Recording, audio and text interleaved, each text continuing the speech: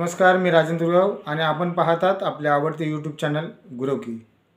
मित्रांनो, परवा एक घटना घडली कल्याणमध्ये. एका चिमुरड्या मुलीवरती बलात्कार करून तिची हत्या करण्यात आली आणि ह्याचा संदर्भ देऊन संजय राऊत यांनी एक पत्रकार परिषद घेतली. या पत्रकार परिषदेत ते म्हणाले, हे असे गुन्हेगारी लोक फक्त कल्याण, अंबरनाथ आणि बीडमध्येच का, तर त्यांनी अंबरनाथचा उल्लेख केला. म्हणून मला संजय राऊत यांना एक प्रश्न विचारायचा आहे. ह्या घटना दुर्दैवीच घटना आहेत, ह्या अशा घडू नयेत असे सगळ्यांनाच वाटते, पण अंबरनाथचं नाव घेण्याचं कारण काय? तर मला एक प्रश्न विचारायचा आहे की बाबा, मग पत्राचाळीमध्ये 1100 कोटीचा घोटाळा करणार हे भांडूपमध्येच कसे असतात?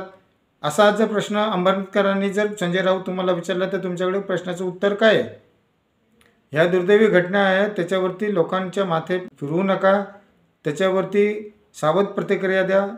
आणि सावध प्रतिक्रिया देताना कुठल्याही एरियावरती किंवा कुठल्याही तालुक्यामध्ये, कुठल्याही जिल्ह्यामध्येचं नाव न घेता असे गुंडे का राहतात असे वक्तव्य आपण आपल्या तोंडी हे शोभत नाही. संजय राऊत साहेब हे मग आम्ही असं म्हणायचं आहे का की भांडूपमध्ये सगळे चोर राहतात? तर नाही. तर भांडूपमध्ये पण काही बरेच म्हणजे काही नग असतील की ते अशा गोष्टी घडतात. आपण पण संजय राऊत साहेब हे पत्राचाळी घोटाळ्यामध्ये आता बेलवरती तुम्ही एक 100 वर्ष जेलमध्ये राहून आलेले आहेत.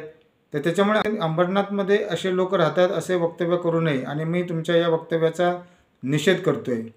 दुसरी गोष्ट, अजून पत्रकारांनी एका प्रश्नाला विचारलं की बा महाराष्ट्राचा चित्ररथ यावेळी राजपथावरती का नाही?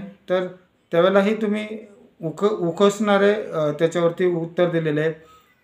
4 वर्षापूर्वी ज्यावेळेला महाराष्ट्राच्या रथ सामील नाही झाला होता त्यावेळेला मी स्वतः त्याच्यावरती एक व्हिडिओ बनवलेला, तो त्याचा डिस्क्रिप्शनच्या याच्यामध्ये मी एक लिंक देतो बघा. त्यावेळेला उद्धव ठाकरे साहेब महाराष्ट्राचे मुख्यमंत्री होते आणि त्यावेळेला पण आपला महाराष्ट्राचे चित्ररथ जे चालतं आहे त्या राजपथावरती सामील केला गेला नव्हता. त्याचं मुख्य कारण हे होतं आणि त्यावेळेला आपला महाराष्ट्राचा चित्ररथ सामील केला गेला पाहिजे होता, कारण महाराष्ट्राची नाट्य संस्कृती आहे किंवा नाट्य जो संस्था आहे ती होऊन त्याला 100 वर्ष पूर्ण झाली होती आणि म्हणून या टायमाला तो चित्ररथ राजपथावरती असणे हे महत्त्वाचं होतं. पण तो चित्ररथ त्यावेळेला महाराष्ट्राला डावललं होतं. पण हे डावललं का जातं? तर त्याची 2 कारणं आहेत. कारण ज्यावेळेला हे मंडळ आहे जे चित्ररथासाठी काम करतं किंवा चित्ररथ असावे, कुठल्या स्टेटचे असावे, कुठला असावे, त्याची तयारी करून घेण्यासाठी त्याचे प्रपोजल प्रत्येक स्टेटमधून मागवलेले असतात. तर आपले जे स्टेटचे जे विभाग आहे तो विभाग दिरंगाई करतो, तो लालफितीमध्येच हा प्रपोजल टाकून देतो. मला वाटतं निवडणुका असल्यामुळे हे बाबू लोक आहेत महाराष्ट्रातले जे सांस्कृतिक विभागाचे, ते सांस्कृतिक विभागाचं मेन काम असतं. सांस्कृतिक विभागाचे लोकांनी जो प्रपोजल पाठवला पाहिजे की बा मी हा चित्ररथ दाखवणार आहोत आणि त्यासाठी आम्हाला सामील करून घ्या, म्हणून हा पाठपुरावा करावा लागतो. आपल्या देशाचे किती राज्य आहेत? 32 राज्य आहेत. त्या 32 राज्यामध्ये प्रत्येक वेळेला ते रोटेशन पण तिने केलं जातं. गेल्या वर्षी महाराष्ट्राचा चित्ररथ होता पण यावेळेला दुसऱ्या स्टेटला दिलं. त्याच्यामुळे डावललं गेलं आहे किंवा आम्ही काय करतो असं काय तो विषय येत नाही. मग माझा प्रश्न होता, संजय राऊत साहेब मला उत्तर द्या. उद्धव ठाकरे साहेब ज्यावेळेला मुख्यमंत्री असताना महाराष्ट्राची नाट्य परंपरा असलेलं चित्ररथ तिथे सामील होणार होता आणि ते 100वे वर्ष होतं.